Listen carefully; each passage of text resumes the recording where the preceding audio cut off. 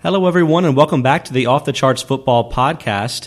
I'm your host, Scott Spratt from Sports Info Solutions, and I'm joined, as always, by Aaron Schatz of Football Outsiders.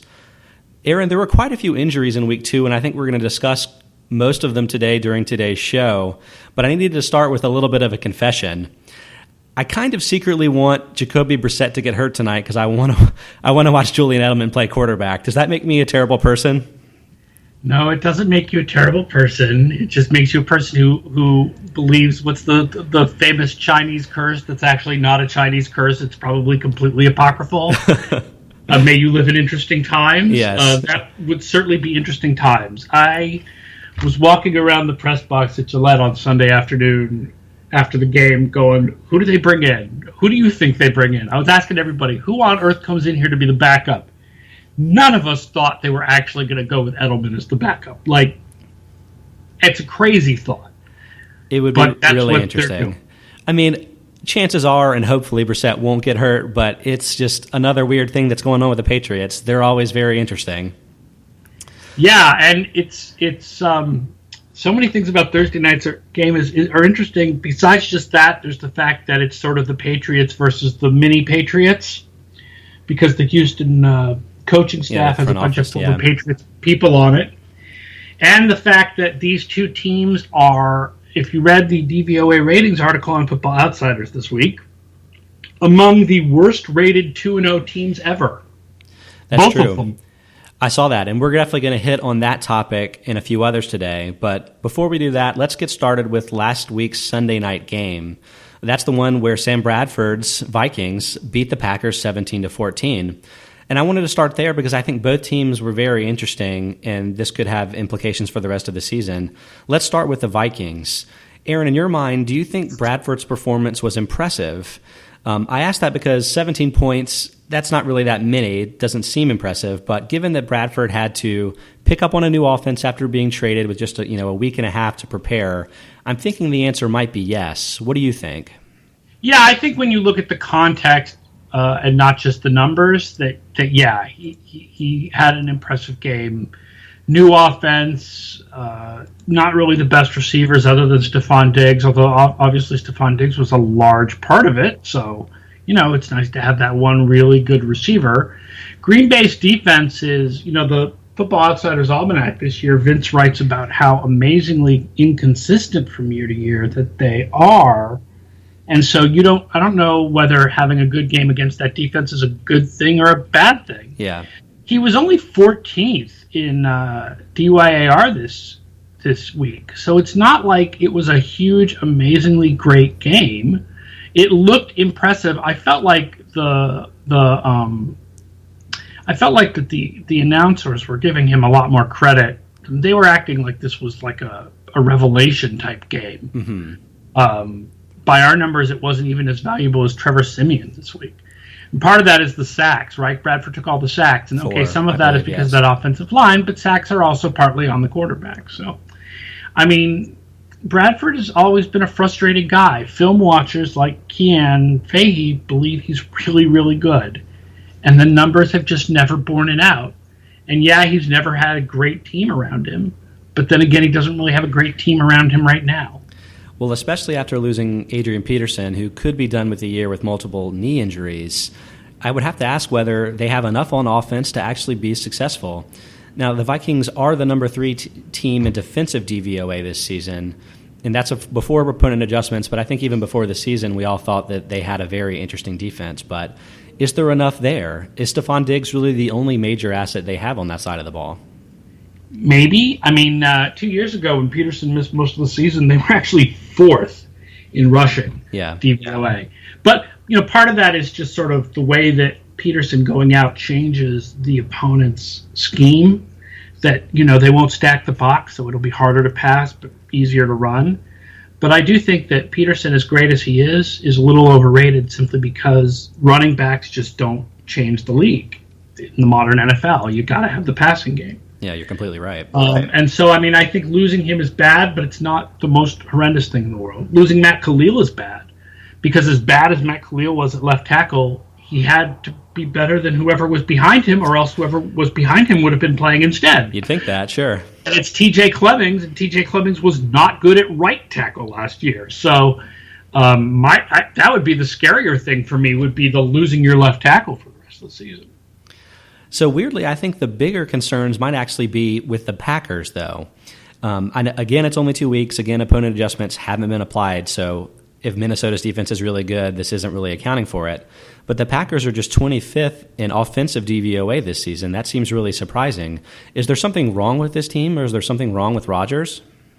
Yep, this is the story of the week, right? Everybody has written there, is there something wrong with Aaron Rodgers articles this week? And we are no exception. Scott Kazmar has written one that will be on ESPN Insider, I think, on Friday. And there's no question that the numbers are down, right? So he's below 60% completions in 9 of his last 13 games. He has a total minus 10 passing DYAR. Wow. In his last 14 games.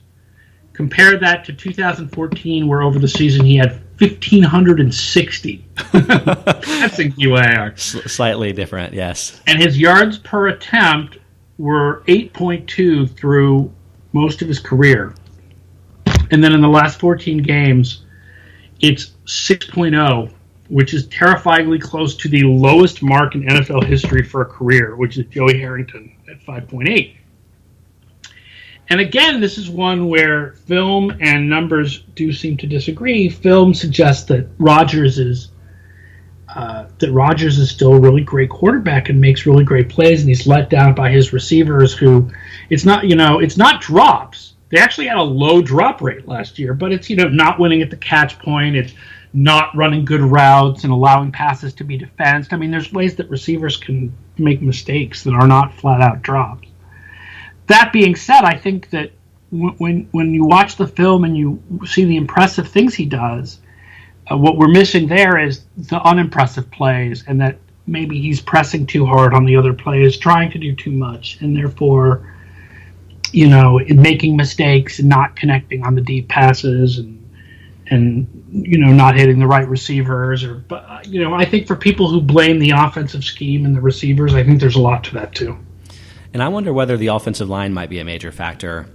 So far this season, Rodgers has been under pressure 17.9% of his dropbacks. That's the 8th most in football. He may make exceptional plays, but if he's put in situations where he has to make those plays all the time, that's got to be a problem. Yeah, although it is the same offensive line for the most part as last year, except for, I believe, having J.C. Treader instead of Corey Linsley. Now, that line last year had the same problem, though. They were 29th in pressure rate. And by the way, I'll point out to everybody listening that these stats are now available on Football Outsiders as part of the premium charting data subscription for $25 for the season. We actually now have not only all of your 2015 stats, but the 2016 charting that Sports Info Solutions has done, updated through week 2. So yeah, pressure rate has been a problem for the Packers over the last couple of years.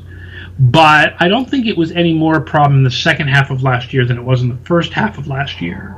So it's part of it, but it's not the whole thing. So basically, Rodgers was pre-slump for part of the problems of the offensive line, but has been slumping too. So who knows? Yeah, I think it's kind of a combination of everything. But Rodgers is only part of it, but he is part of it. Gotcha. Okay, let's shift gears a little bit and talk about two teams that surprised me, at least, to be in the top 10 in DVOA after 2 weeks. And there are actually a couple more, but teams like the Eagles we've talked about previously. But Detroit and San Diego are 6th and 7th in total DVOA, and in particular, they're 3rd and 2nd in offensive DVOA. So, Aaron, do you think either of these teams could be a real contender this season? And let's start with the Lions. Well, I'll tell you one thing about both of these teams. Sure. We had both of them in wild card contention in our preseason projections. Expected San Diego to bounce back from last year's terrible season. And they share something in common, which is that both of these divisions have very easy schedules for all of their teams. I was going to ask you that specifically about the Lions because the rest of season schedule seems really easy. So they play at the Packers this week, which could be tough, obviously, but then at the Bears, hosting the Eagles, Rams, Redskins, at the Texans, at the Vikings, hosting the Jaguars, Vikings, at the Saints, hosting the Bears, at the Giants, at the Cowboys, and hosting the Packers. So obviously, if the Vikings and Packers are good in their own division, that's a challenge. But the out-of-division games are just extremely easy. Does Football Outsiders have their strength of schedule rated just really easy too? Yeah, it was one of the easiest in the league going into the season. It's because AFC South. I mean, the NFC East looks now like it's harder than we thought it was going to be, right? We thought Washington was going to decline, so that's not a shock. Philadelphia certainly looks like they're better than we thought. Mm-hmm. The Giants may be a little bit better than we thought. And Detroit has to play the Cowboys late in the year when either Tony Romo will be back or Dak Prescott will have more experience. Sure. But that's the schedule for both of these teams, for all the teams in their divisions. So the biggest thing standing in the way of Detroit would be Minnesota and Green Bay. So for Detroit, as just in terms of their actual ability on the field, has their offense become a little bit more effective because of, balance maybe? They've been using multiple running backs. They've been throwing to different receivers. But more effective than it was when they just ran everything through Calvin Johnson. Was that maybe a bad strategy? Well, the change actually happened in the middle of last year when they changed offensive coordinators to Jim Bob Cooter, and he started to really emphasize the players who could get yards after the catch. And, of course, Golden Tate, maybe the best receiver in the league when it comes to yards after the catch and broken tackles, particularly broken tackles. He doesn't catch as many short passes as some guys like Edelman or Tavon Austin, so his yards after the catch average may not be quite as high, but what he gets for what he catches is really good. And Marvin Jones has been really good for them through 2 games, although I still don't think he's like a tip top of the league receiver, but he's a pretty good guy. So it's not like they went from Calvin Johnson to nothing. Sure. And to your point about Tate, the entire team has broken 26 tackles so far this season. So that's a broken tackle for every 18.4% of their offensive plays. That's the best in football. So it may not just be Tate. It may be Theo Riddick. It may be everybody on this roster. Right. What's interesting now is Amir Abdullah being injured and going on IR. Yes. Because Riddick has been so good as a receiving back, but his rushing numbers historically are awful. And so can you depend on him as your number one back and run him, or do you really have to depend on the rookie Dwayne Washington or Zach Zenner, the Division I AA kid who didn't really play last year? I mean, can Riddick run? We know Riddick can receive. But, it's Trent Richardson was actually pretty good as a receiver for all a terrible running back that he was in the NFL. So, being a good receiving back doesn't make you a good running back. And Riddick seems pretty small to get that kind of extreme workload. Right. I mean, that's the thing is Zenner is a bigger guy, and I think Washington's a bigger guy. So we'll have to see if they can sort of figure that out without Abdullah for at least, I guess, the next 10 weeks. Another point that I wanted to bring up here is that we were talking about how Rodgers was under pressure a lot. So far this season, Stafford has been under pressure even a little bit more with 18.2% of his dropbacks. Again, opponents could potentially have something to do with that, but that's, I think, a reason that you might be concerned that Detroit could have trouble on offense, even though they haven't so far this season. Yeah, they do have a rookie left tackle. So, it takes time to learn. For sure. All right, then let's talk a little bit about San Diego. I don't really know what to make of the fact that they beat the Jaguars so handily last week. The Jaguars are 28th in DVOA for the season, but they were 12th in the preseason projected DVOA defensive standings. So I don't know. Do you think that the Chargers beat a bad Jaguars team, or maybe they had an impressive win against a Jaguars team that might not be terrible?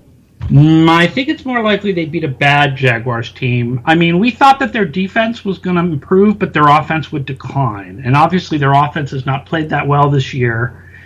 And last year, even Jacksonville built its impressive conventional offensive numbers primarily on, like garbage time. Plays they were behind, So as far as the defense goes, we keep waiting for it to happen. It's just not happening. And they didn't even put Miles Jack on the field in the first week, which is just weird. Why you take a guy in the second round who specifically falls in the draft because not because of what people think he's going to do now, but because whether people think he'll be healthy a few years from now. Sure. And then you don't play him. And even in the second week, they only played him something like 30% of snaps. So I don't know what's going on with the Jacksonville defense. I think it's more likely that the San Diego offense is impressive because, one, guess what? Phillip Rivers is really good and always has been. And two, the offensive line has had so many injuries for the last 2 years. And it is much more stable now. Whether that continues for all 16 games, I don't know. But right now, it is certainly much more stable. I know we're trying to talk about the Chargers, but the Jaguars make this so hard to figure out because they've played the Packers and the Chargers, two teams who may not be the quality of teams that we expected them to be. But of interest, the Jaguars have generated pressure on 22.4% of their opponents' dropbacks, second most in football. A lot of that came against the Packers, and maybe they're having offensive line problems, but you're right. Maybe the Chargers have solidified their offensive line and could actually handle the Jaguars, who may have an impressive front. I'm just not sure. I think we'll need to see. That's the problem with doing any of this early in the season. Yeah, trying to figure out what means something. So, I mean, the thing that we definitely can, I think, suss out a little bit is whether the Chargers have suffered too many injuries already to be competitive long term, namely losing Keenan Allen and Danny Woodhead on offense. Is that going to just hamstring them, even though Rivers is a good quarterback? I don't think it ends the season, but it sure doesn't help. I don't feel as good about them as I did 2 weeks ago, despite the fact that they've won the 2 games, because those are 2 pretty important players. And Keenan Allen, they've got some good stuff out of this kid Tyrell Williams, and they've got Travis Benjamin, but Keenan Allen is the possession stud, the Larry Fitzgerald quality type guy, and that's a big loss. And Woodhead is very different from Melvin Gordon. I mean, Melvin Gordon is better this year because there was almost no way he was going to be as bad as he was last year for 2 straight years, and also offensive line healthy. But he's not the weapon in the passing game that Woodhead is, and so that there needs to be a weapon in the passing game to replace Woodhead, and I don't know who that is. Oh, they brought in the receiving back formerly from Tennessee. I'm trying to remember what his name is. Oh, it's Dexter McCluster. Dexter McCluster. Dexter McCluster is probably not Danny Woodhead. Yeah, he is a really destitute man. So we'll have to see how the Chargers can handle those problems going forward. But at least he's optimism a destitute so far. Man's Tavon Austin. Wow, that's more than like he is shots a fired destitute right now. man's Danny Woodhead, because he's more of a receiver than he is a running back. Right? He played wide receiver for a little while. That's true. And then they switched him back. So true. Okay, so I think we'll have a lot more to say about those teams in the future, maybe with a couple of more games under their belt when we can figure this stuff out a little bit better. But we talked earlier in the show about some interesting things that were going on with DVOA through 2 weeks. And let's circle back to this. And Aaron, a lot of this stuff is covered in the updated DVOA rankings article that you wrote earlier this week. And everyone listening to this podcast needs to check out that article every week. But let's hit on a couple of those interesting topics, starting with the Eagles, who we talked about last week on the podcast, but they still lead the league in DVOA. And you had some pretty interesting stuff to say about teams that led the league in DVOA after 2 weeks and what that might mean for the Eagles going the rest of the way. Right. Now, I will point out, of course, first of all, that for those who don't know, we do not incorporate opponent adjustments until after week 4, because we don't have enough we don't have enough data to really. It's like what we were saying with the Jaguars. Yeah, you just don't know yet. So this doesn't account for the fact that they played they played the Browns for one.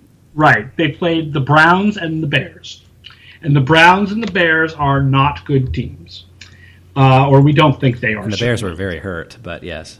So Philadelphia is the number 1 team right now. But they are the worst number 1 team ever after 2 weeks.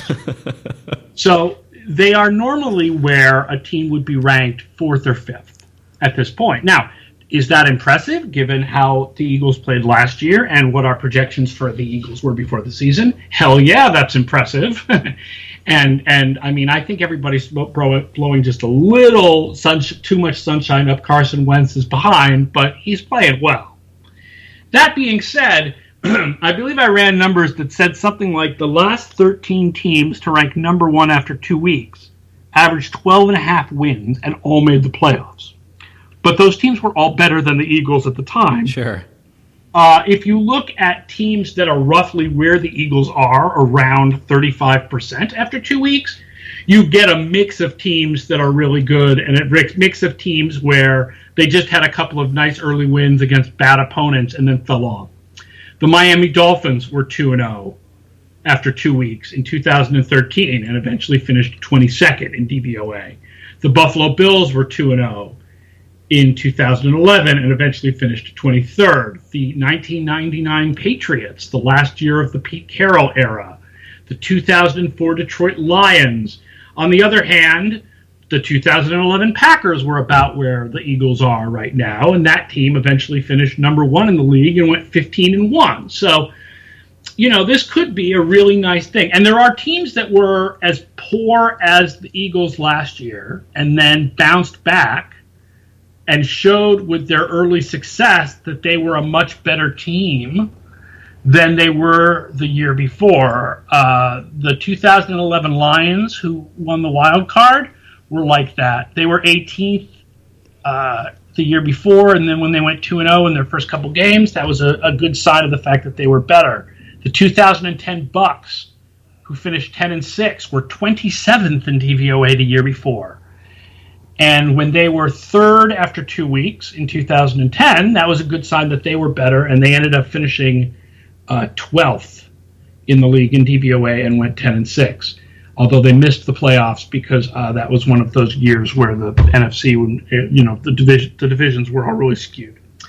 So, it could be a sign that things are better, but it's also possible that things are only a little bit better and not as much better as it looks so far. Yeah, I mean, the Eagles follow that same theme of today's show that the Chargers and the Lions did, which is we just don't know because of the opponents they've faced so far. We just don't really know yet.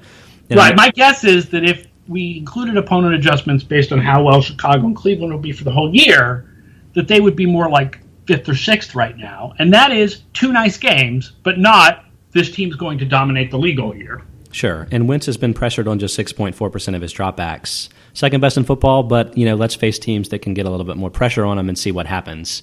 That kind of runs off. Not really known for their pass rush in Cleveland. The more interesting thing maybe is that all of the teams are really sort of crunched up in DVOA right now. And I think that's kind of tied into what you just said about the Eagles being the worst number 1 team in DVOA through 2 weeks. But there are just a lot of teams that are sort of near the middle. Do you think that's related to the parity in the league as a whole, or is this just a quirk through 2 weeks that's happening this season? I think it's related to all the close games. The question is, are all the close games related to the parity in the league? Yeah. Right? Because whatever is causing all these close games is what's causing DVOA to be this close. And I'll point out that not only is Philadelphia the worst number 1 team after 2 weeks ever, but Cleveland is the best last place team after 2 weeks ever. There you go. Congrats, Cleveland. Yeah. And last year, but here's the interesting thing, last year DVOA was also really tight all year. If you remember me talking about last year was a weird year where it was one of the very rare years where the best defense and worst defense were stronger than the best offense and worst offense. Yeah, I remember talking about that with the Broncos specifically, yes. So it's a strange, I don't know. It's causing all these close games, and I don't know if it's parity. I don't know if it's just a sort of the random cycling of the league or if it's sort of a permanent change, but there's no question things have been really close this year, and that also is resulting in 2-0 teams that DVOA says aren't really that good, and 1-1 teams that DVOA thinks are really good. There are no 0-2 teams that DVOA thinks are really good, but there are 1-1 teams. We have 2 1-1 teams ranked 2nd and 3rd, Arizona and Carolina. Yeah. Let's spend a quick minute talking about those 3 2-0 teams that have negative DVOAs this season before we wrap up the show. Just get your sort of quick hits on what you think about them and why they are negative DVOA despite their records. Starting with the Giants. I think I know the answer to this one because they've won 2 games over Dallas and New Orleans, who we're not sure are that good, and they've won them by 3 points or fewer. Is that sort of what's going on here with the Giants? Right. I mean, how good those teams are doesn't matter because there's no opponent adjustments yet, but what matters is that those games were virtually ties, and that DVOA had those games kind of as virtually ties. And so the fact that they're a little bit below 0 is not really that strange. The New Orleans game was basically even. The Dallas game, DVOA actually gave Dallas a better rating, mostly on special teams. And what happens with these games when when our rating disagrees with the who won or lost is you have to go in and figure out why. And sometimes it's because of yards per play, and sometimes it's because of third downs, and sometimes it's because of turnovers, and sometimes it's special teams. And I mean, they work out in weird ways. But DVOA, what even if you can't quite tell what DVOA is measuring, it tends to, it tends to work out over the course of the season. I mean, a good example of this is last year when we had a game between Kansas City and Minnesota that Minnesota won and Kansas City had a much, much higher rating for. And then Kansas City went on an 11-game winning streak. So I think it was measuring something. They figured it out, yeah. There. Right. But the Giants aren't really, bad. They're just really kind of they've been average so far, and they've squeaked out 2 wins. Yeah. All right, the Patriots, they're 23rd in DVOA despite being 2-0. I'm sure they're probably thrilled with that considering they don't even have Tom Brady yet, but I think there's been a couple of weird things that have happened with the team that's sort of resulted in that disparity. Yeah, absurd conversion rate on third downs. Absurd. 57% conversion on third downs, despite needing an average of 8.7 yards to convert. That is, insane and is simply not sustainable. It's not even sustainable if your quarterback is Tom Brady. Well, that's how Jimmy Garoppolo is going to get paid in a couple of years, right? Absolutely. He's going to get paid by some team that doesn't understand sample size. Exactly.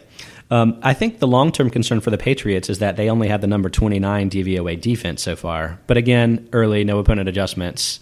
I guess we'll just have to see. Yeah, but I mean, are you really thinking that eventually the Miami offense is going to come out as, woo, that's hard? Oh, maybe not, but maybe the Cardinals. I guess we'll just have to see. Will. Right. Now, of course, it's a long-term concern. I mean, they gave up. They were letting Miami just move on them so easy in the second half of the game. And there's certainly some argument to be made that once the quarterback change took place, there was less time of possession. Maybe the defense was getting more tired. But, I think that is an issue that is a small one that tends to be used as an explanation for big changes when it should be used as an explanation for small changes. What happened to the Patriots in the second half of that game was not that suddenly the defense was on the field all the time, because it started at the beginning of the second half that they were letting Miami pass all over them, and they weren't tired yet at that point. They had been resting all halftime.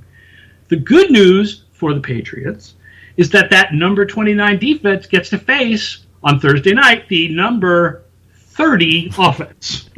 Exactly. Actually, seeing that happen with the Patriots, it reminded me a lot of the Panthers down the stretch and into the playoffs last year, going up big and then letting it all go basically in the second half. And I do have to wonder whether, the team's mentality has something to do with it when they get up, 3 or scores or whatever it is, and it changes the way they approach things on defense, usually to their detriment. You know what? I suppose, but once that lead has been whittled down from 4 scores to 2, it's time to change the mentality. I agree. It seems to happen that way. I don't know what else to say.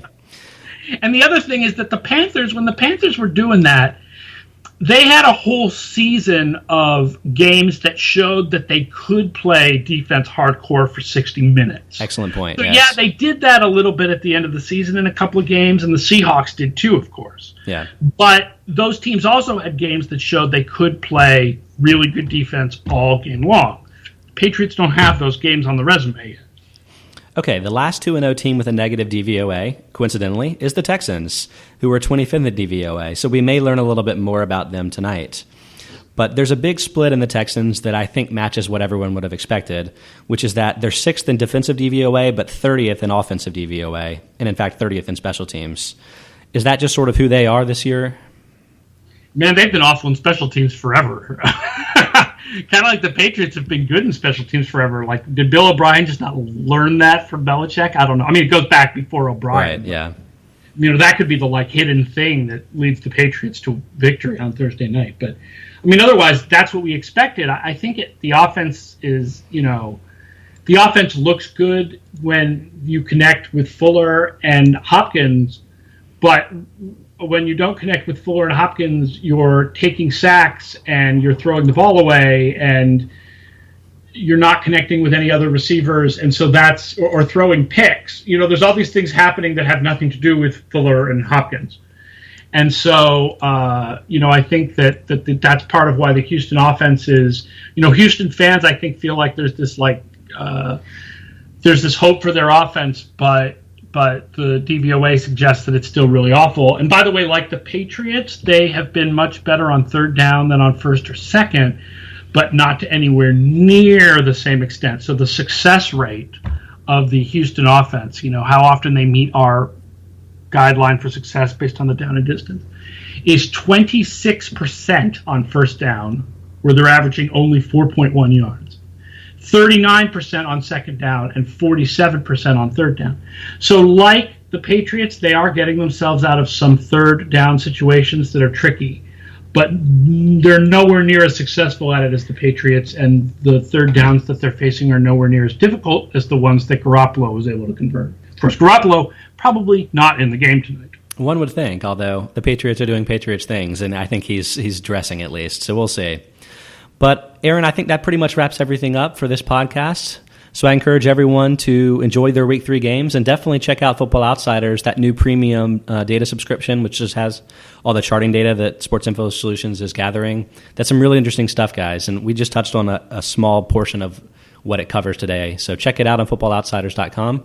And I'll actually give everybody a little bonus before we go, just to sort of whet your appetite for the kind of things that are available in the charting. Is the defenders who are leading the league in broken tackles are Deion Jones of Atlanta, the rookie linebacker, and Sean Davis, I believe he's a safety from Pittsburgh.